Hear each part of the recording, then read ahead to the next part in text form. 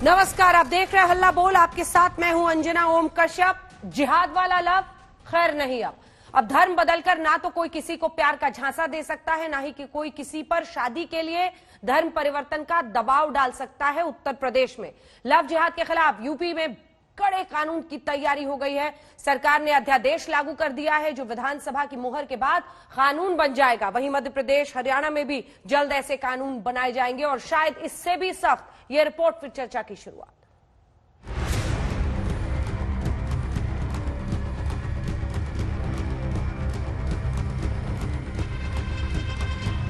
उनको पहले से मेरी चेतावनी, अगर वे सुधरे नहीं तो राम नाम सत्य है की यात्रा निकलने वाली है।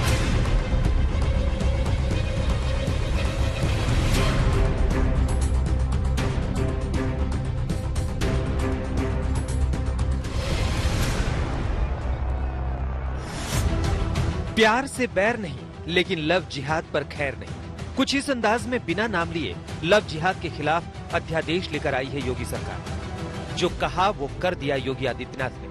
अब उत्तर प्रदेश में लव जिहाद पर फसाद नहीं, कानूनी कार्रवाई और गुनहगारों को सजा मिलेगी।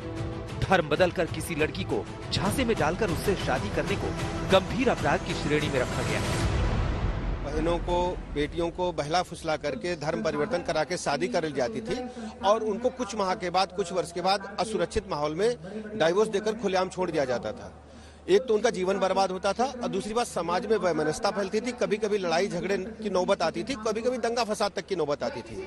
आए दिन लॉ एंड ऑर्डर के लिए समस्या खड़ी हो रही थी। हमारी सरकार ने निर्णय लिया है कि जबरन धर्म परिवर्तन केवल शादी के लिए अब संभव नहीं होगा। यदि कोई कानून तोड़ेगा उसके खिलाफ हम कड़ी कार्रवाई करेंगे।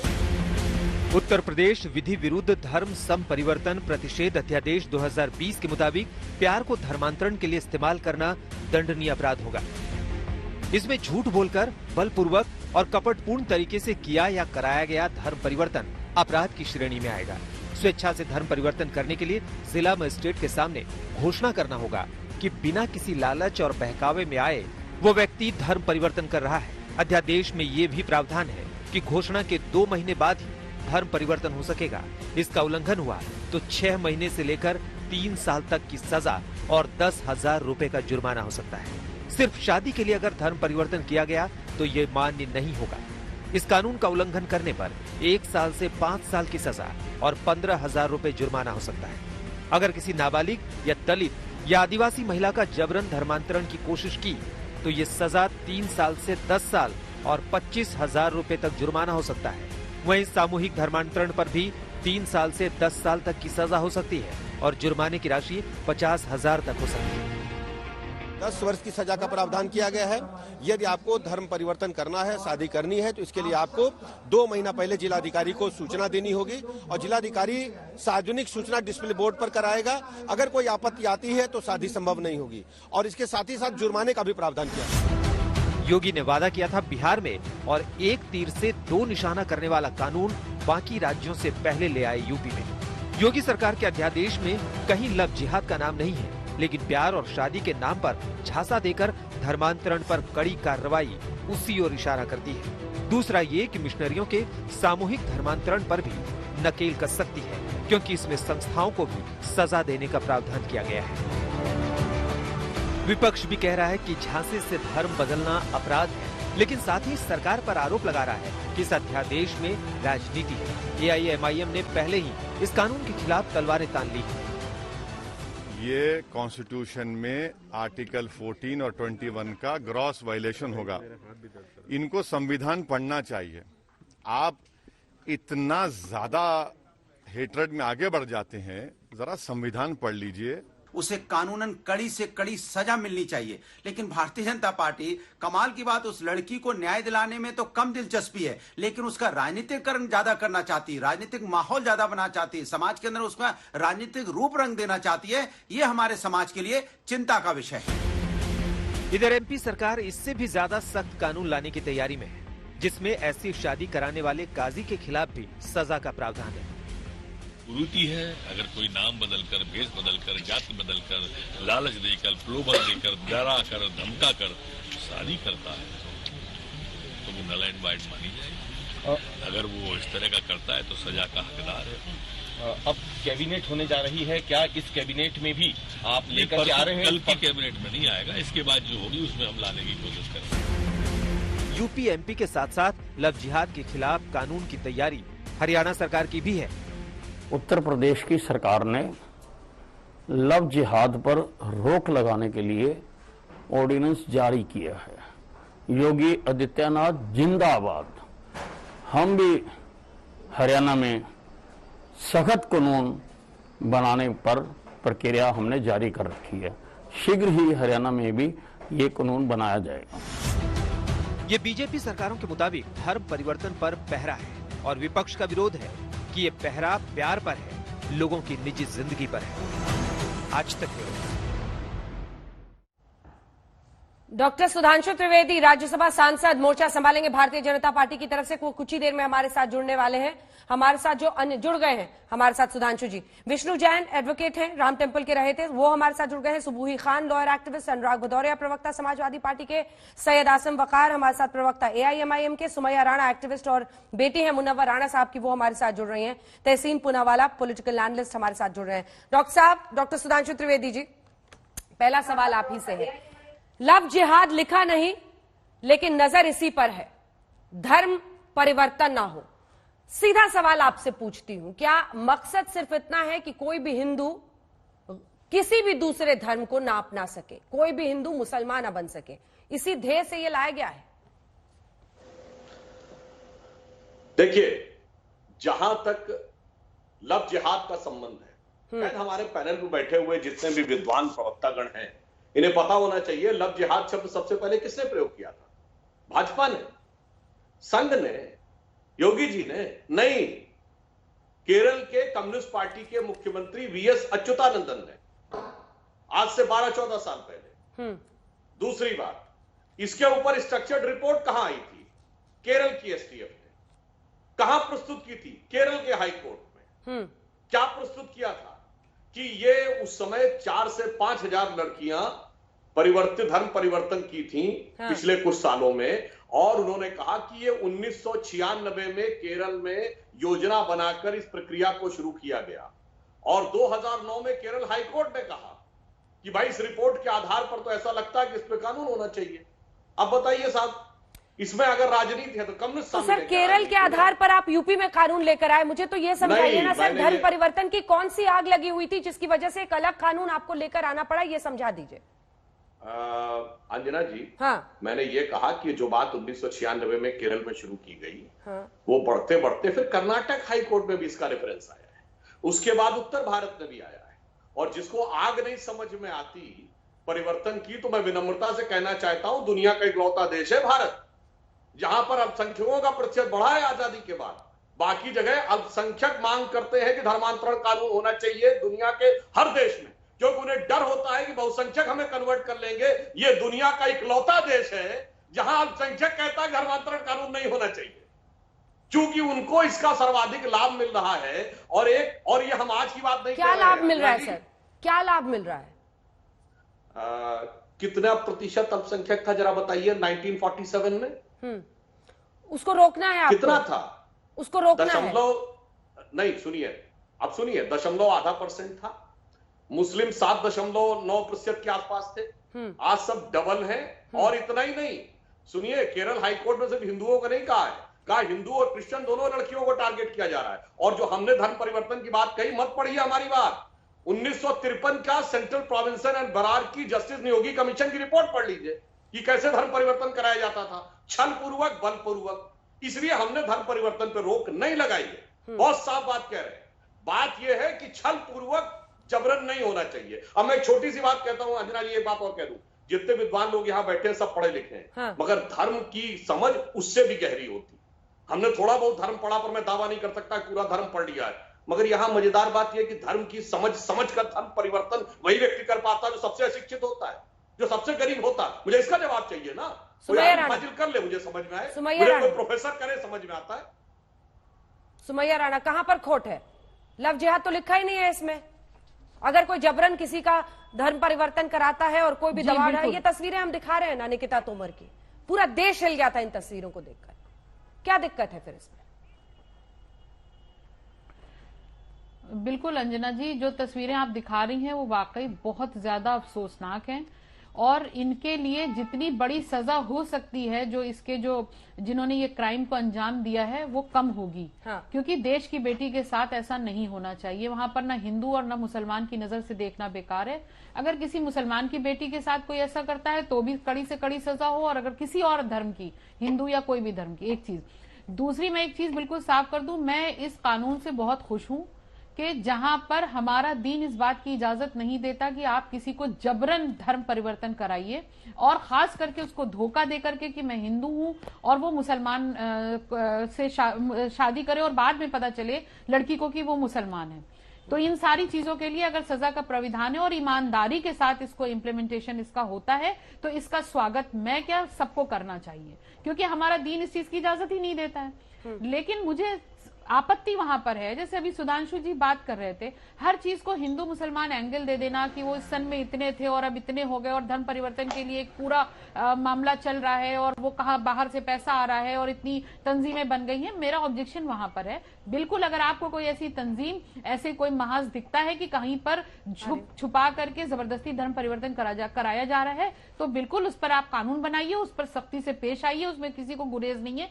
लेकिन प्लीज टीवी चैनल्स पे बैठ करके ये जो राजनीति आप करते हैं, इस तरह की बातें करते हैं नफरत फैलाने वाली, वो बिल्कुल ना करें। अगर जहां तक ये जो निकिता तोमर का मामला था, इस पर सब लोग एक साथ ने ये आवाज उठाई कि लोगों को फांसी की सजा होनी चाहिए और सख्त से सख्त सजा होनी चाहिए। उसी स्थान पर जाकर गोली मारनी चाहिए जहां पर उसने जिस तरह से उस बच्ची के साथ किया। मुस्लिम समुदाय को एक रंग में क्यों रंग रहे थे? आप इसको हिंदू मुसलमान रंग मत दीजिए। सुधांशु जी, जल्दी से छोटा सा जवाब, फिर अन्य मेहमानों के पास जाओ। इसमें हिंदू मुसलमान कहाँ है? इसमें तो कोई भी अगर धोखे से दूसरे का धर्म परिवर्तन सर, आपने कहा ना कि मुस्लिम जनसंख्या में इजाफा हुआ है, ये कहने का क्या मकसद था? जी, हमारा ये कहने का मकसद ये है, अंजना जी सुनिए, अगर कहीं पर नेचुरल वे में परिवर्तन हो, अब जैसे एक उदाहरण के लिए जनसंख्या में 80% हिंदू हैं, तो जो धर्मांतरण यानी धर्म विपरीत धर्म में शादियां होने का मामला हो तो 80% हिंदू भी हो, 20% मुस्लिम हो, समझ में आता है। परसेंटेज क्या है जरा बताइए। जितने काजियों ने कहा बता तो दे कि 5000 हिंदू लड़कियां हुई, कितने हजार मुस्लिम लड़कियां हुई, इसका मतलब ये नेचुरल नहीं है। अब अगर कोई चीज अननेचुरल है उसके लिए व्यवस्थित कानून चाहिए। ये कौन सा डेटा है सर? ये डेटा बताइए, ये हम लोग भी ये डेटा जानना चाह रहे हैं कि ऐसे जबरन धर्म परिवर्तन का क्या डेटा था जिसके बेस पर ये कानून लाने की जरूरत समझी गई? आप बताइए। मैं आपको बता रहा हूं, आप डेटा अगर लेना है तो कोर्ट की प्रोसीडिंग से डेटा ले लीजिए। केरल और कर्नाटक हाई कोर्ट में वहां की पुलिस ने डेटा दिया हुआ है कि इतने हजार केसेस रिपोर्टेड हैं। अब दूसरा मैं कह रहा हूं, यहां पर मैं मुस्लिम समाज से कहता हूं, काजी शादी कराता है ना, वहां रिपोर्ट सामने लाके रख देते कि नहीं साहब ये तो बात गलत है, इतने हजार हिंदू लड़कियां हुई है तो इतने हजार मुस्लिम लड़कियां हुई, बात खत्म हो जाती वहीं पे। चुनौती देता हूं, दिखा दे। 80% छोड़िए, बराबर का 50% दिखा दे। चूंकि आप एक वकील भी हैं और इसके खिलाफ केस भी कर रहे हैं, क्या तर्क है, क्या दलील है आपकी? और मेरी पत्नी हिंदू भी है और लव जिहाद नहीं किया मैंने, और प्यार किया और छाती ठोक कर प्यार किया। और सुधांशु जी नुसरत जहां कह रही है जहां लव है वहां जिहाद नहीं है, और जहां जिहाद है वहां लव नहीं। मेरी पत्नी हिंदू भी है और बीजेपी के लोग प्यार नहीं करते, सिर्फ लड़ाई करते हैं, प्यार किया है। लेकिन मैं सुधांशु जी की बहुत रिस्पेक्ट करता हूं, तो मैं कुछ आंकड़े सुधांशु जी के सामने रखना चाहता हूं। सुधांशु जी ने उन्होंने केरला के केस की बात की, हाई कोर्ट की बात की, कर्नाटका के हाई कोर्ट की बात की, लेकिन ये नहीं बताया कि कर्नाटका के हाई कोर्ट ने उस केस को डिसमिस कर दिया। केरल के हाई कोर्ट के बाद जब इनकी सरकार थी, नरेंद्र मोदी जी प्रधानमंत्री जी थे, केरला का केस मैं आज तक को कोर्ट कर रहा हूं, एनआईए की जांच हुई सुप्रीम कोर्ट के नीचे, जस्टिस दीपक मिश्रा थे, और सुप्रीम कोर्ट ने पाया, एनआईए ने रिपोर्ट दी कि लव जिहाद कुछ नहीं है। इसके बाद आज सूबे ने, उत्तर प्रदेश के सूबे ने एक कानून बनाया है, वहां की पुलिस ने रिपोर्ट दी, मैं इंडिया टुडे को कोट करता हूं कि कोई लव जिहाद नहीं है। इलाहाबाद के हाई कोर्ट को जो एक कोर्ट करते हैं उस जजमेंट को भी अनल कर दिया गया। आपने देखा उसके बाद हाई कोर्ट ने क्या किया। अब ये जो आपके चैनल पे डेटा देते हैं 5000 10,000 केस, मैं उनसे रिक्वेस्ट करूंगा, लेकिन मेरी बात समाप्त होने के बाद आप 50 नाम बता दीजिए, 50 नाम। दूसरी बात, ये क्योंकि ये वेग आरोप है, 5,000, 1 लाख, 10 लाख। दूसरी बात सुधांशु जी, आपको थोड़ा सा करेक्ट कर दूं, आजादी के वक्त हिंदू पॉपुलेशन 73% था, ना कि 85-90% था। आप इस चीज को चेक कर लीजिए, आप ही सरकार में, आप मेंबर ऑफ पार्लियामेंट है। तीसरी बात, जब आप ही के एमओएस होम मिनिस्टर, हमारे MOS home minister Andhra Pradesh के कृष्णा रेड्डी जी को तेलंगाना के बताया गया कि लव जिहाद को डिफाइन करो, उन्होंने पार्लियामेंट में कहा कि यहां इसका कोई स्टैटिस्टिक नहीं, कोई डेटा नहीं और ऐसा कुछ शब्द है नहीं।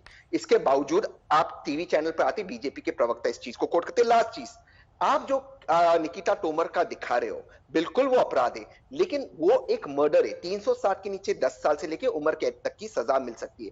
इसके लिए ऑलरेडी प्रावधान है। ये कोई लव जिहाद नहीं है। अब मैंने प्यार किया, मैंने अपनी पत्नी से शादी की, शादी के लिए स्पेशल मैरिज एक्ट के तहत आपको आधार कार्ड देना पड़ता है, पासपोर्ट देना पड़ता है। क्या मोदी जी और सुधांशु जी मानते हैं फेक आधार बनते, फेक पासपोर्ट बनते? क्या उस लड़की ने मेरे परिवार को चेक नहीं किया कि मैं हिंदू या मुसलमान? मैंने अपना नाम नहीं बदला, लेकिन मान लो मैं बदल देता, मैं कोई गलत नाम लगाता, वो चेक नहीं करती? क्या उसके परिवार मेरे परिवार को चेक नहीं करता? कॉमन फ्रेंड्स नहीं होते? सोशल मीडिया पे हम चेक नहीं करते? क्या बातें कर रहे हो आप? क्या धोखाधड़ी नहीं होती है क्या शादी के लिए? कैसी बात कर रहे हैं आप? कौन सी दुनिया में जी रहे हैं? मुझे लगता है बहुत एलिटिस्ट और बहुत ही दिल्ली वाले आप सर्कल में घूमते हैं, आपको पता ही नहीं है कि किस तरह की धोखाधड़ी छोटे शहरों में होती है। बिल्कुल नहीं। कैसी बात? मैं इसका जवाब देता हूँ। मैं छोटे शहर में रहता हूँ, मैं ये जानता हूँ कि अगर मुझे शादी करनी है तो स्पेशल मैरिज एक्ट के तहत मुझे आधार। ठीक है, विष्णु जैन हाथ उठा रहे हैं। ठीक है, मैं समझ गई आपकी बात। विष्णु जैन एक रिस्पॉन्स दे रहे हैं, आसिम बकार भी हमारे साथ जुड़ गए। फर्जी बनते, बताइए विष्णु जैन। देखिए अभी तहसीन जी ने बात कही कि मुझे 50 लड़कियों के नाम यहाँ पे गिना दें, तो यहाँ पे इतना टाइम नहीं होता है, पर मैं आपके शो पे गारंटी से कहता हूं कि 50 नहीं 500 लड़कियों के नाम गिना सकते हैं। मैं पेशे से वकील हूं, ग्राउंड जीरो पे रहता हूं और आए दिन अपने प्रैक्टिस में रोज मैं देखता रहता हूं कि हिंदू लड़की होती है, मुस्लिम लड़का होता है और उसका जबरन उसका शादी के इंटेंशन से, उसका धर्मांतरण के इंटेंशन से शादी की जाती है। और मैं एक बात यहाँ पे और कहना चाहता हूं, तहसीन पूना वाले इतनी बड़ी बात कर रहे हैं, इनसे जरा पूछिए भाई कि हिमाचल प्रदेश में 2006 में एक्ट आया था, वो कौन लाया था और तब शोर शराबा क्यों नहीं मचाया गया था? कांग्रेस सरकार लाई थी 2006 में हिमाचल प्रदेश में एंटी कन्वर्जन लॉ, तब किसी ने कोई विरोध नहीं किया था। मैं इस मामले का कोई राजनीतिकरण नहीं करना चाहता हूं, लीगल बात करना चाहता हूं। और दूसरी बात, और अंजलि मिश्रा कैसे नूरजहां बेगम बन गई, किरण कैसे अफसाना बन गई, सोनी कैसे साबिया बन गई, आयशा बेगम अनीता आयशा बेगम कैसे बन गई, प्रियंका सोनम बेगम कैसे बन गई? तो ये क्या है? और इलाहाबाद हाईकोर्ट ने 16/12/2014 को कहा कि ये गलत है।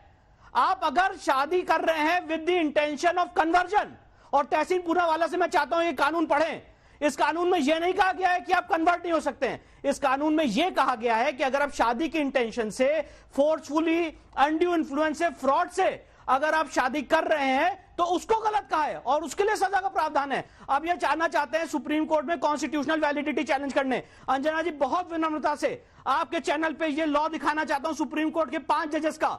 इस समय लव जिहाद में 28 में से 10 राज्यों में लव जिहाद के लिए कानून है, एंटी कन्वर्जन लॉ है, और सुप्रीम कोर्ट के 5 जजेस इसको अपहोल्ड कर चुके हैं। उड़ीसा और मध्य प्रदेश का लॉ चैलेंज हुआ था और सुप्रीम कोर्ट ने कहा था लॉ वैलिड है।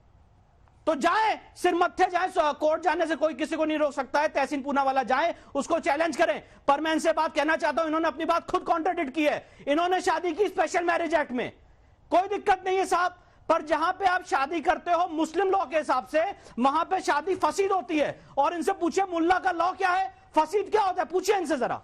इर्रेगुलर मैरिज होती है और जो लड़की शादी ऐसी होती है उसको प्रॉपर्टी राइट्स नहीं होते। तो ये स्पेशल मैरिज एक्ट में शादी छोटा सा रिस्पॉन्स, उसके बाद मैं बकार साहब और जाऊंगी सीधा भदारिया साहब के पास। छोटा सा रिस्पॉन्स इस पर। मोटा बात विष्णु जैन और हिमाचल प्रदेश 2006 का जवाब दे दीजिए तहसीन साहब। मोटा बात के विष्णु जैन साहब आपके शो पे वो कर रहे कि सिर्फ मुसलमान लड़की हिंदू लड़कियों को धोखा देते। मैं तो ऐसे कई हिंदू आदमियों को भी जानता हूं जो अपनी पत्नी को एक्नॉलेज नहीं करते। वो भी तो एक तरह का लव जिहाद और लव में धोखा है। मुझे उस बात में नहीं जानना है। फिर वो किस कॉन्स्टिट्यूशनल पद पे पहुंच जाते हैं, मुझे इसमें नहीं जानना है। सपोर्ट करना चाहिए। आई रिक्वेस्ट यू प्लीज, मैंने आपके बीच में नहीं बोला, लेकिन आप इस तरह की वेग बातें, प्रियंका बन गए, आयशा बेगम ये बन गई, वो आपके पास सबूत है अपने सुप्रीम कोर्ट में जब एनआईए जांच करेगी। अरे ये हाई कोर्ट के आंकड़े हैं, ये इलाहाबाद हाई कोर्ट की बात कर रहा हूं मैं। 16/12/2014 इलाहाबाद हाई कोर्ट की बात कर रहा हूं, ये मेरे आंकड़े नहीं है। कहां डिसमिस किया? ये वेग बात आप कर रहे हैं, कोई डिसमिस नहीं किया सुप्रीम कोर्ट ने। ये हाई कोर्ट का ऑर्डर अभी तक वैलिड है। Sorry sir with due respect, supreme court ने नहीं डिसमिस किया। ये वेग बात आप कर रहे हैं, विद ड्यू रिस्पेक्ट, ये वेग बात आप कर रहे हैं। आप दिखाइए, आप मुझे दिखाइए सुप्रीम कोर्ट ने कहां डिसमिस किया है। आप बताइए मुझे सुप्रीम कोर्ट ने कहां डिसमिस किया है। अभी आप झूठ बोलोगे तो झूठ के सामने तो मैं टिक नहीं सकता। मैंने जो सामने आंकड़े रखे, इसको सुप्रीम कोर्ट ने कहां ओवरटर्न किया है। लॉ ऑफ प्रपोजिशन पे जब मैं बात कर रहा हूं तो लॉ ऑफ प्रपोजिशन ये है कि अगर आप किसी लड़की को शादी कर रहे हैं with the intention of conversion, वो गलत है। और इनसे कहिए जरा तहसीन पूलावाला साहब अनुराग भदौरिया जी कर रहे हैं, जरा लॉ कमीशन ऑफ इंडिया की रिपोर्ट पढ़े, अनुराग भदौरिया जी साहब की रिपोर्ट पढ़े। योगी सरकार अच्छा अध्यादेश लेकर आई है, जस्टिस पीवी रेड्डी ने पढ़ी आपने। चुप कराइए लोगों को। तो मैं सुमैया राणा ने स्वागत किया, कहा कि बस इसका पॉलिटिक्स ना हो, लेकिन उन्होंने भी स्वागत किया इसका। भदौरिया जी, मैंने अंजना जी पहले भी बोला था, दोबारा से भी बोल रहा हूँ, और आपकी डिबेट को भी जो लोग बोल रहे हैं उनको भी अपने शब्दों में सुधार करना चाहिए। बार बार बात हो रही है कि कानून आया है धर्मांतरण के खिलाफ।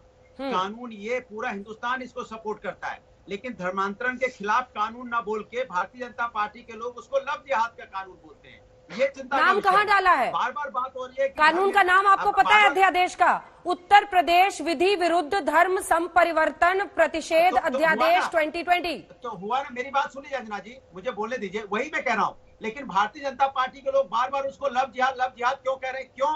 क्योंकि उनको उसमें लगता है कुछ राजनीति होती है। मैं तो कहता हूँ किसी महिला के साथ किसी भी जाति धर्म की होगी, अगर कोई व्यक्ति अपनी पहचान छुपा के उसके साथ अन्याय करता है, उसे कानूनन कड़ी से कड़ी सजा मिलनी चाहिए। पूरा हिंदुस्तान यही बात कहता है।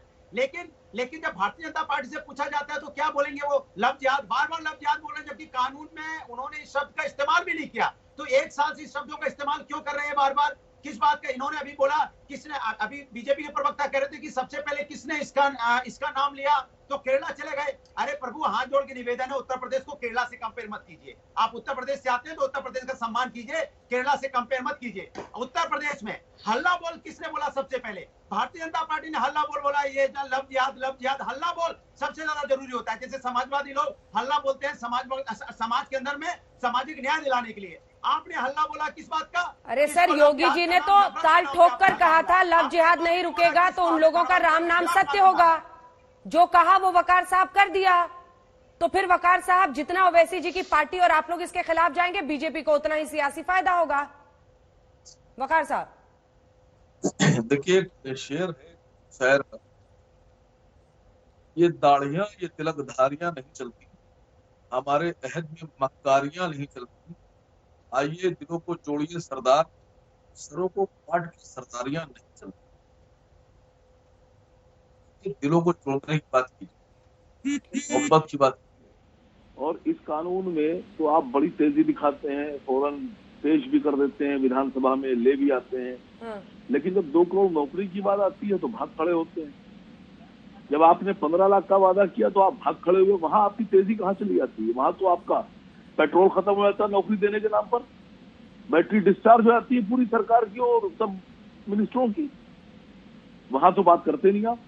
आपने वादा किया था कि जो पेट्रोल है वो 35 रुपए में बेचेंगे, तो वहां पर आप अध्यादेश लेके क्यों नहीं आ रहे हैं कि 35 रुपए में जो पेट्रोल नहीं बेचेगा वो जेल जाएगा?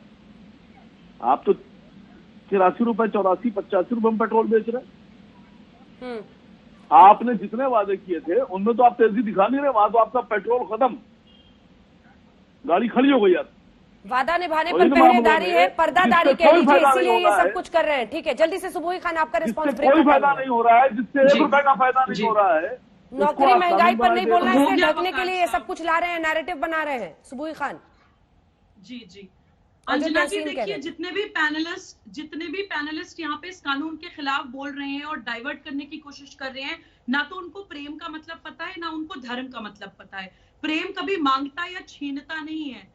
प्रेम हमेशा समर्पण की बात करता है, देने की बात करता है, किसी का आइडेंटिटी इरोजन करके उसको अपने अंदर आग लगा के जिंदा जलने के लिए मजबूर नहीं करता। धर्म कर्तव्य पालन की बात करता है, अपनी संस्कृति फैलाने के लिए मास रेप, मर्डर, स्लॉटर करके तलवार की नोक पे अपनी संस्कृति फैलाने के लिए दूसरों की संस्कृति खत्म करने को नहीं बोलता। तो पहले अपनी डेफिनेशन ठीक करिए। दूसरा, अंजना जी, चाहे मुझे पूरी डिबेट में मत बुलाइएगा, मैं सिर्फ आपको ये बताती हूँ कि क्यों ये लोग इसके विरोध में इतना बोल रहे हैं। देखिए, 40,000 से ज्यादा हमारी कंट्री में मंदिर विध्वंस हुए अंजना जी, ये फैक्ट है। ओपिनियन गलत हो सकती है, फैक्ट्स गलत नहीं होते हैं। इतने ज्यादा संगठन हमारे देश में आजाद भारत के बाद बने हैं, इस्लामिक संगठन जो द्विराष्ट्रवाद के सीड प्लांट करते हैं, मुसलमान माइंड को अलगाववादी, कट्टरवादी, आतंकवादी बनाते हैं। द्विराष्ट्रवाद पाकिस्तान पे खत्म नहीं हो गया है, उसकी एक वैचारिक अनुकूलता को आज भी पोषण दिया जा रहा है हमारे देश में। जाकिर नाइक जैसे लोग बड़े बड़े मजमे करके मास कन्वर्जन्स करते हैं, कभी जोर जबरदस्ती, कभी इन्फ्लुएंस करके। तो ये लव जिहाद इस मास कन्वर्जन का या अपनी संस्कृति फैलाने का ही एक तरीका है। ये सिर्फ भारत लड़की विरोधी। क्या वाकई ऐसा है? सुबह ही आप ही की बात से चर्चा को लिए चलेंगे। जिहाद वाला लव खैर नहीं, आप देख रहे हैं हल्ला बोल। लेकिन आगे बढ़ने से पहले, सुधांशु जी से जवाब लेने से पहले, मैं दो लोगों की बात आपको सुनाना चाहती हूँ। एक तरफ नुसरत जहां, सांसद टीएमसी की, वो क्या कह रही है लव जिहाद पर, और फिर कानपुर की एक पीड़िता क्या कह रही है। फिर दोनों की ही बातों को अलग अलग तरीके से समझिएगा। चर्चा आगे लिए चलेगी। लव इज वेरी पर्सनल, और जिहाद और लव जो है ना, ये साथ में जाता नहीं है। You know, just before elections, people come up with certain topics like this. ऐसे देखना, इलेक्शन के पहले ये सब होता है।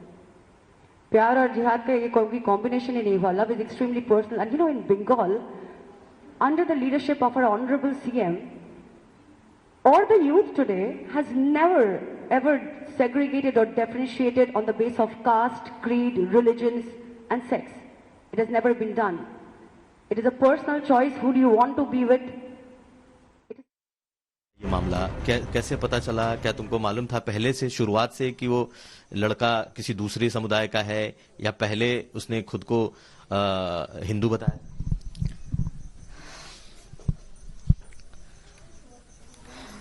जब दोस्ती हुई थी, जब बात हुई थी, तो नाम राहुल सिंह बता रखा था हमें। ये बताया नहीं था कि मुस्लिम है। मेरा नाम मुख्तार अहमद है, जिसी ने हमें बताई थी। तो राहुल सिंह बताया था, तो चलो दोस्ती हो गई थी। कोचिंग जाते थे पढ़ने सैनिक चौराहा की तरफ, तो दोस्ती हो गई थी। चलो कोई बात नहीं। इसके बाद में तब काफी टाइम हो गया, तब भी मुझे नहीं पता चला। एक तो लैंग्वेज भी उस टाइप की नहीं थी कि जो हम जान जाते। जब वो वहाँ गए तब जाकर के पता चला, जब वो सिग्नेचर करने का टाइम आया तब पता चला कि हाँ, मतलब मुख्तार अहमद आधार कार्ड पे लिखा। तो मुझे बहुत खराब लगा। तो हमने कहा कि ये सब क्या है, मतलब मुख्तार अहमद, मतलब शॉक्ड हो गए बिल्कुल। तो कहने लगे कि हाँ, ये सच। जिहाद शब्द आजकल बहुत प्रचलित है, कानून। अब तक तो नहीं पता था लव जिहाद क्या होता है, ना ही हमने नाम कभी सुना था, सच बताएं आपको। लेकिन जब से ये हुआ तब से मैं पता चल गया। पता चल गया। क्या ये लगता है कि आपके साथ भी ऐसा ही कुछ हुआ? ऐसा ही कुछ, पूरा ऐसा ही है। ऐसा ही कुछ में तो कुछ थोड़ा सा वो हो जाता, लेकिन ये तो पूरा ऐसा ही है। सुधांशु जी, आपसे जवाब लूं उससे पहले जल्दी से तहसीन पूनावाला, मैंने इसीलिए निकलवाया था ताकि आप खुद ही सुन लें। अब आपको समझ में आ गया कैसे शिकार बनते हैं? मैं जवाब दे दूं इसका? हाँ प्लीज। आपने इसमें खुद ही मुझे उस लड़की से बहुत ही हमदर्दी, और उसने खुद जवाब दिया।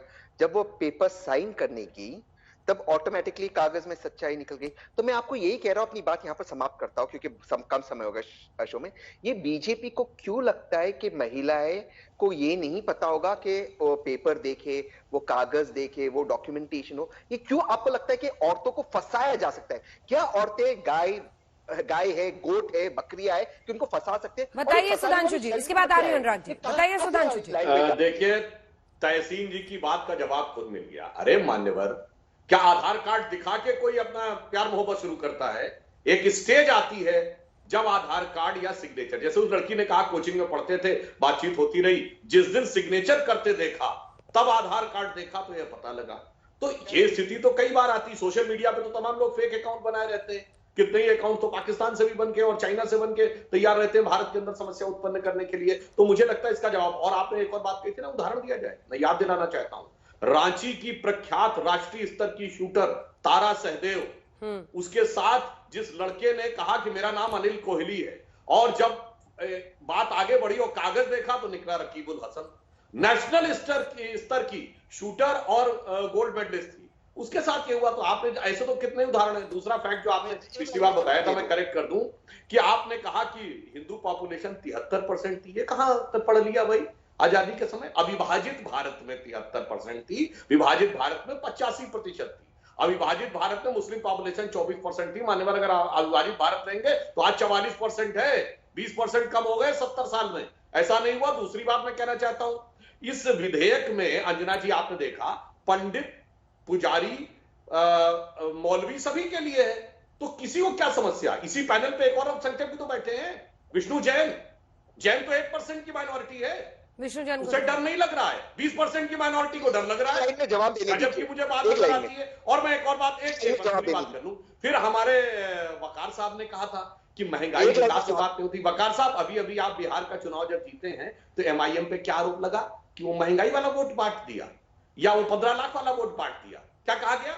मुस्लिम वोट बांट दिया, इसलिए सेकुलर फोर्सेस की हार हो गई। मतलब secular is equal to Muslim vote. और फाइनली जो अभी ये कहा गया था ना कि प्रेम का क्या प्रतीक है, तो प्रेम पे शेरो शायरी तो आपने बहुत सुनी होगी। हमारे यहाँ प्रेम क्या है, मैं शुद्ध हिंदी की अज्ञेय की एक कविता बोल देता हूं। प्रेम में कोई छलावा नहीं होता, वहां तो भरपूर्ण विश्वास होता है कि वे मुर्दे होंगे प्रेम जिन्हें अनुभव रस का कटु प्याला है, वो रोगी होंगे प्रेम जिन्हें सम्मोहनकारी हाला है। मैंने विदग्ध हो जान लिया, अंतिम रहस्य पहचान लिया, मैंने आहुति बनकर देखा, यह प्रेम यज्ञ की ज्वाला है। इसीलिए यज्ञ की ज्वाला के ही फेरे लेकर हमारे यहाँ प्रेम किया जाता है। ये हमारे यहाँ है, हमारे यहाँ फरेब नहीं होता। और जिन बेहुदे लोगों ने ये थ्योरी दी है ना कि इश्क और जंग में सब कुछ जायज है, फिर तो एसिड अटैक भी जायज है और आतंकवाद भी जायज है। वकार साहब, छोटा सा जवाब। आ रही हूँ भदौरिया साहब, आ रही हूँ विष्णु जैन। हाँ वकार साहब। देखिए सुशांत जी ने सारी बातें, क्या वाकई में जिन वादों में सरकार आई थी उसको अपनी वादे पूरा करना चाहिए था? ये बात सुधांशु जी ने नहीं बताई। लेकिन सुधांशु जी, एक कानून और बना दीजिए मेरे कहने से। बहुत से लोग देश में ऐसे भी हैं जो अपनी शादी छुपाकर दूसरी शादी कर लेते हैं। बहुत से लोग ऐसे हैं जो पहली शादी के बारे में बताते ही नहीं, छुपा ले जाते हैं। साहब, इस पर कानून बनाइए कि जो लोग अपनी पहली शादी छुपाए ले रहे हैं और छुपाने के बाद बताते ही नहीं है, सर उन पर कानून लेकर आइए। सेक्शन 494 ऑलरेडी कानून है। जरा आपके ज्ञान का वर्धन जवाब दे रहे हैं विष्णु जैन। सर जैन साहब, एक काम कर लीजिए आप। वकार साहब तो वकार साहब तो एक मतलब पार्लियामेंटेरियन होने वाले हैं, एक राजनीतिक दल के नुमाइंदे हैं, आगे चल के लॉ बनाना चाहते हैं। तो लॉ बनाने के कारण इनको ये पता होना चाहिए लॉ है क्या। सेक्शन 494 में ऑलरेडी ऑफेंस है सर, कौन कानून उसके लिए ऑलरेडी बना हुआ है। तो जबरन धर्म परिवर्तन करा के शादी के खिलाफ कानून नहीं है क्या एग्जिस्टिंग? विष्णु जैन सुनिए सर, धर्म परिवर्तन के खिलाफ भी कानून है। नहीं है। अगर देखिए मैं बता रहा हूं अंजना जी, इसका लॉ ये है इस समय 28 में से, अरे वकार साहब मेरे को अपनी बात बोल लेने दीजिए। इस समय 28 में से 10 राज्यों में ये कानून आया है और अभी इस समय ऐसा कानून नहीं है जो ये कहता है कि अगर आप शादी कर रहे हैं with the intention of conversion, अगर आप किसी लड़की से शादी करना चाहते हैं या प्यार कर रहे हैं विद द इंटेंशन कि आप उसका धर्म परिवर्तन करा दें, इसके लिए कोई कानून नहीं है। इसके लिए लॉ में वैक्यूम है। तो क्या इस कानून के तहत एक सेकंड तो क्या इस कानून के तहत विष्णु जैन अगर सिर्फ शादी के लिए धर्म परिवर्तन कराया जाएगा तो शादी कैंसिल हो जाएगी? Yes, you are right Anjana ji, you are absolutely right. अगर आप इस इंटेंशन से कर रहे हैं तो वो शादी नल एंड वॉइड मानी जाएगी। और ये जो यूपी सरकार कानून लाई है ये 1-2 दिन में नहीं ली आई है। इसके लिए जस्टिस आदित्यनाथ मित्तल की लॉ कमीशन की रिपोर्ट बैठी थी और उन्होंने पूरा अध्ययन किया। मैं चाहूंगा कि तहसीन पूलावाला साहब जो यहां पे इतनी बड़ी बड़ी बातें कह रहे हैं, कम से कम वो रिपोर्ट पढ़ें। पूरी उसमें रिसर्च है कि कितने स्टेट्स में इसके लिए कानून है, इसमें सुप्रीम कोर्ट ने क्या कहा है, इसमें कौन सी फॉरेन कंट्रीज इंटरनेशनल लॉ क्या है। और ये भी बात कही है अगर कि विष्णु जैन कोई स्वेच्छा से भी धर्म परिवर्तन करे, एक सेकंड, कोई स्वेच्छा से भी धर्म परिवर्तन करे शादी के लिए, तब भी शादी नल एंड वॉइड? नहीं, उसके लिए कोई मनाही नहीं है। मैं देखिए आपके चैनल पे बहुत जिम्मेदारी से बात कहूंगा, अगर कोई स्वेच्छा से अपना धर्म परिवर्तन करना चाहता है तो उसके लिए सिर्फ चेक है कि डीएम को वो नोटिस देगा 2 महीने पहले कि डीएम इसको एग्जामिन करेगा। और आपने कहा सिर्फ शादी के लिए धर्म परिवर्तन नल एंड वॉइड हो जाएगी शादी। मैम कंट्रडिक्शन नहीं है। अगर आप फोर्स, अनड्यू इन्फ्लुएंस और फ्रॉड, ये 3 एलिमेंट्स हैं। अगर ये 3 एलिमेंट्स इन्वॉल्व है तब नल एंड वॉइड होगी। ये नहीं कह रहा हूं मैं कि कोई हिंदू लड़की है वो मुस्लिम लड़की से शादी नहीं कर सकती। नो, ठीक है, ये 3 एलिमेंट्स है। अच्छा होता जब आपने बाइट दिखाई थी तो आदित्य योगीनाथ जी जब ये कह रहे थे कि कोई भी धर्म परिवर्तन या लव जिहाद करेगा तो राम राम सत्य हो जाएगा, तो अगर उनको हिंदुस्तान की और उत्तर प्रदेश की सारे अवाम की बात करनी थी तो साथ में ये भी कहते कि कोई भी व्यक्ति अगर ये लव जिहाद या धर्म परिवर्तन करेगा या हाथरस जैसी घटना करेगा या बाराबंकी जैसी घटना करेगा या बुलंदशहर जैसी घटना करेगा तो उसका भी राम राम सत्य हो जाएगा। ये बोलने में क्या दिक्कत हो रही थी उनको? अगर वो सभी धर्मों का सम्मान करते हैं तो उनको ये शब्द बोलना चाहिए ना, उनको कहना चाहिए था भाई महिला न्याय की बात हो रही है, महिला हर धर्म की है, हर जात की है, हमें हर जात हर धर्म की महिला का न्याय चाहिए ना। तो उनको कहना चाहिए था कि कोई ऐसी घटना अगर हिंदुस्तान या उत्तर प्रदेश के अंदर होगी जिसमें बच्ची को नुकसान भुगतना, अगर उसका नुकसान होगा उस हर सुधांशु जी छोटा सा जवाब हो जाएगा। अभी 3 मेहमान बच्चे हैं जिनसे मुझे कमेंट लेना। नहीं मैं भदौरिया जी जितना आक्रोश दिखा रहे हैं, अरे विधेयक का नाम पढ़ लेते, उसमें कहां धर्म है? किसी के भी साथ धोखा होगा उसके लिए है ना सर। उत्तर प्रदेश विधि विरुद्ध धर्म सम परिवर्तन यानी अगर गैर कानूनी तरीके से धर्म परिवर्तन, इसमें कहां आ रहा? आपको नजर आ रहा है? मैंने वही तो कहा, विष्णु जैन है, उनको समस्या नजर नहीं आ रही है, सिख को समस्या नजर नहीं आ रही है, ईसाई को समस्या नजर नहीं आ रही है, पारसी को समस्या नजर नहीं आ रही है, जिनको वोट बैंक दिख रहा है उन्हें समस्या नजर आ रही है। देखिए एक ही लाइन प्लीज, अगर आप जल्दी से तहसीन जी।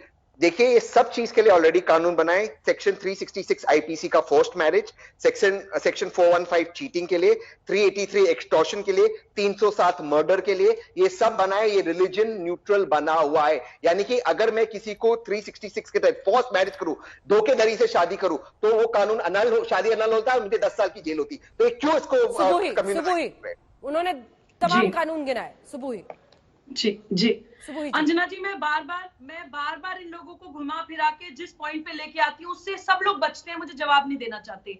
अंजना जी, मैं पूरी जिम्मेदारी से बोलना चाहती हूँ कि इस्लामिक स्टेट रातों रात नहीं बनती है। इस्लामिक स्टेट बनाने का एक बहुत बड़ा तरीका होता है पॉपुलेशन बढ़ाना। यही वजह होती है कि इन लोगों को सीएए बुरा लगता है। सिर्फ 34,000 सुमैया इसका जवाब देंगी जिसके साथ हम करेंगे। सुमैया इसका जवाब। अंजना जी कुछ सेकंड्स दीजिए। यही रीजन है कि एनआरसी बुरा लगता है, क्योंकि ये पैन इस्लामिज्म, ठीक है, पैन इस्लामिज्म वो ध्येय है, वो लक्ष्य है जिसकी वजह से ये होता है। सुमैया राणा। सुमैया जी देखिए, पहले तो सुबीर खान जी को चुप करा दीजिए, फिर मैं बोलना शुरू करूंगी। बोलिए जल्दी। अंजना जी, सबसे बड़ी दिक्कत यहाँ पर यही है जो अभी सुबीर खान ने बोला। दिक्कत यही है कि लव जिहाद जैसा लफ्ज ला करके ही यहाँ पर सारा इन्होंने बखेड़ा खड़ा किया हुआ है। अगर कानून है और उसके बाद नया कानून भी बनाते हैं योगी जी, उससे किसी को गुरेज नहीं है। कोई नहीं चाहता कि विदेश में किसी भी जाति धर्म की बेटियों के साथ अन्याय हो, क्राइम हो। लेकिन जब ये बार बार चिल्लाते हैं कि मुस्लिम स्टेट बनाने के लिए ये सब हो रहा है, आबादी बढ़ाने के लिए हो रहा है, और सबसे बड़ा ऑब्जेक्शन जो है वो इस वर्ड पे है जहां पर लव जिहाद लफ्ज आता है। आप ये बोलिए कि जहां वो जो अभी आपने बताया कि वहां की अदाकारा ने ये बोला कि जहां लव हो वहां जिहाद नहीं हो सकता। मैं रोज 4-5 दिन से ये बात बोल रही हूँ कि लव और जिहाद को एक साथ आप नहीं जोड़ सकते हैं, क्योंकि लव बिल्कुल एक अलग धारा है और जिहाद। तो बार बार आप लव जिहाद का नाम जब तक नहीं बदलेंगे, इस देखते रहिए आज तक।